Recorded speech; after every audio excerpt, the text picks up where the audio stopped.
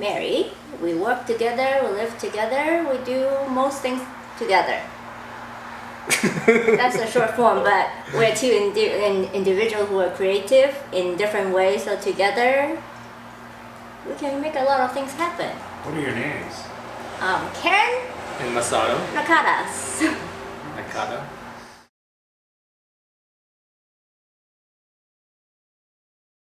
That's gonna be a tough question. It's hard to kind of categorize what we do. It's not so much about a focus. We always switch around.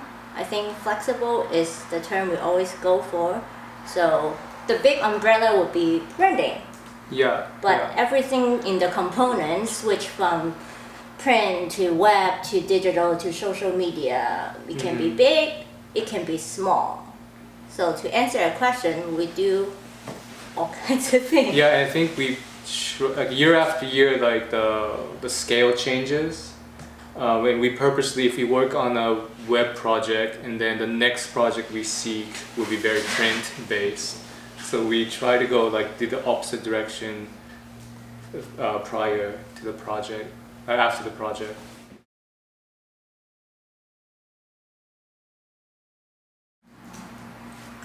The beginning? I learned about design as a job when I was in high school. So I was in like Texas, so kind of there's not much for me to do in Texas, but there was one class that always drew my attention. It was the design class. We actually have design class in high school, so I took our 4 year of high school, I took 3 years of design class, and then that's when I learned about CalArts, and that's how I came out to LA, and that's how we met afterward. And since then, design's been my life, pretty much half of my life now. Yeah, so we met at CalArts. Anyway, so yeah, I think my graphic design started in the form of snowboard, skateboard graphics to magazines. I really liked the layouts and the brands that I was looking at. This is like in the late 90s. And then I was actually living in Switzerland, so skateboarding was a very rare thing to do or to look at. And then that was my way into graphic design.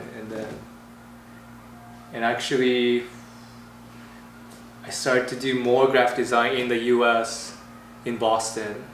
And then at the time I really liked like the very 90s grunge type of work. So I wanted to really get away from like the Helvetica and the Swiss international design.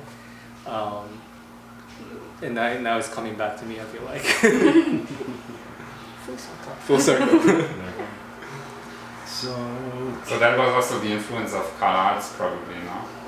There were people who were very much into this. Yeah, I'd say it's very open-minded. Or they always try to push you to that, like, they always question you, why are you doing this? Why not take the other route? Or can you explore another path? Right, or you did this last time, can you try something else? We know you can do this, now what else? It's always the what else.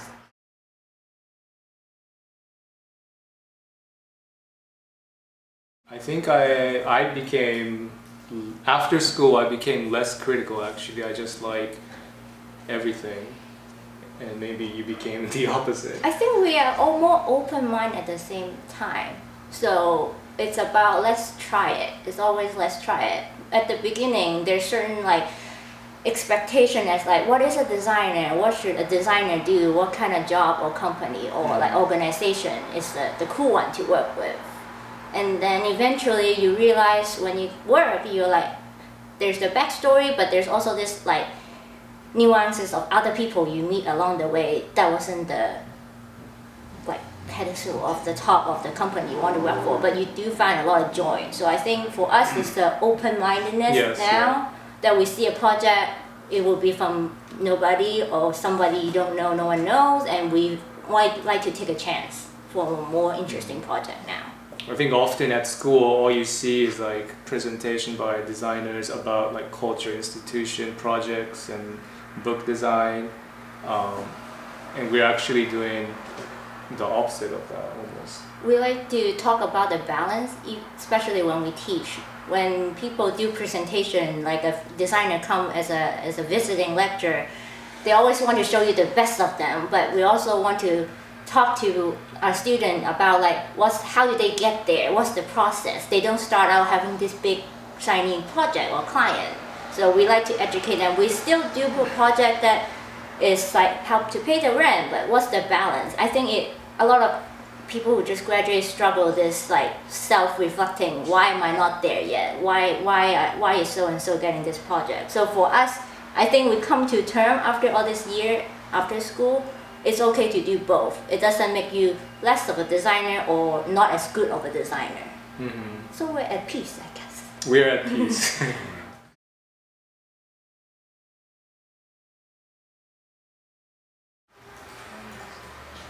That's such a hard question. So yeah, I needed like a whole day to think about that question.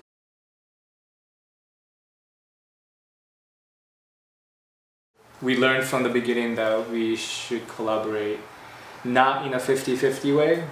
That's where domestic violence and verbal marriage problems start. So when she's leading a project, I'm assisting, and when I'm leading a project, she's assisting. So it's like maybe 80-20. Yeah. That's like our good balance. Right.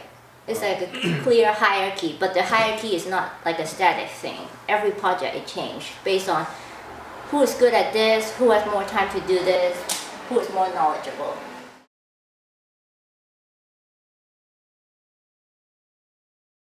I think when we go to school, we weren't necessarily learning the actual tool. We're learning how to think as a designer. And that's something completely different from tool itself. Of course, I would advise people to learn the tool. It helps you get to where they want, but it doesn't mean they have to go to school for it. To go to school is to learn how to think, how to articulate, how to come up with a different solution. I think that is still very valuable in this day and age. Yeah, it's a tough question. I think we always, of course, we teach that we have to be very pro school supportive. Yeah. But at the same time, when you have tuition of like 50,000 a year, it's ridiculously too expensive. So of course people are turning to like YouTube tutorials on like technical skills, and I'm all for that. I think what's happening with online education is really exciting. So I think the balance is the critique that you learn. So if you learn from YouTube, you're missing other people's opinion or suggestion. So if you might you will still grow, you will still do very well. It just, for us, I think designer requires thinking, they require critique. So I think that step will be helpful, whether it's in a school setting or in your peers. And that's what's exciting about this like physical critique environment. You have this energy and chemistry and people bouncing ideas. Like you can never have that in an online atmosphere. So maybe one It's like day a balance, when the yeah. technology get better, that need to be bridged. Then it will be like my suggestions that you have an alternative. Right now, not quite matching the same level of alternative yet. But I'm always online looking into these like funny but exciting cultural guru, do-it-yourself teachers, like learning about like real estate or like Life coach.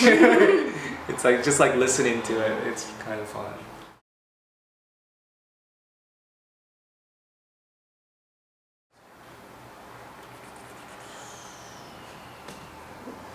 While we teach, right?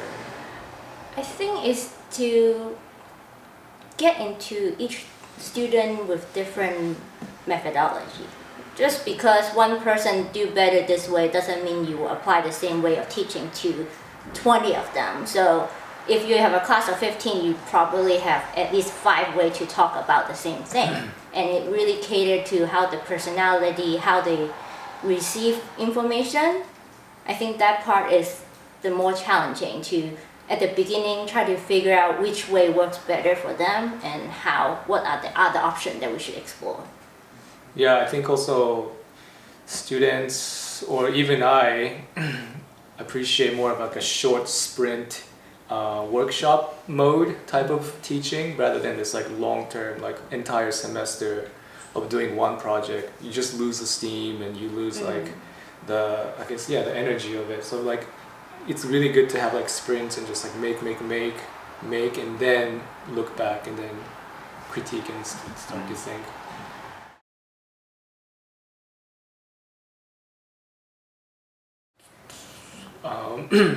Well, so in terms of our future, well, so we want to expand our studio practice. So the last 5 years we've been concentrating Los Angeles. Now we want to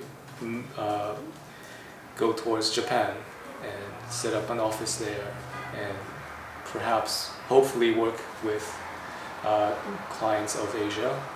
I think changing a language is an interesting challenge for us. So moving to a new country requires different language, different visual style. For us, it's very exciting. And for us, if moving to Japan is the first step, what's next after Japan? Can we do this in multiple different countries for the next 10 years? Ideally, that would be interesting for us. Then we can actually spend time to see how different country visually works. Not just going there to travel for a month, but actually stay there. Go to like the street, go to the store, how they live really influence how things look like. And for us, that is very interesting. Mm-hmm. And I think for all those knowledge that we can absorb while we moving to different places, it will help our studio to be a bit visually more unique eventually.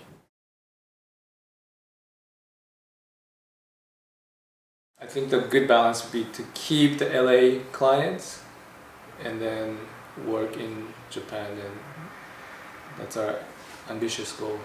Most of our clients, we don't have to do face-to-face meeting every week. So luckily, we build up a relationship that is based on our past experience. They don't feel like they have to see us to get the job done.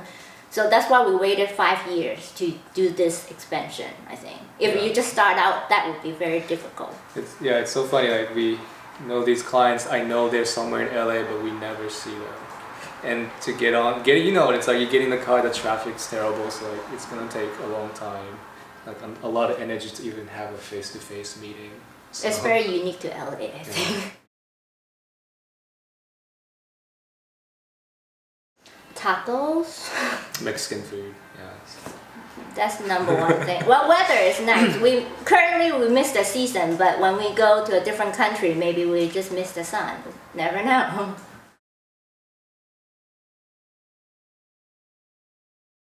Yeah, well, I was born there, and I was there till 4th grade. So I still have a citizenship there, and but I never worked in Japan, so I felt it was a good challenge for me to reconnect. Yeah, and I think for me it's like a great middle point. I never lived there, but for me it's like partially very familiar in terms of culture, in terms of language, so it's not as hard to pick up as like French. So hopefully my Japanese will go up quite a bit very soon.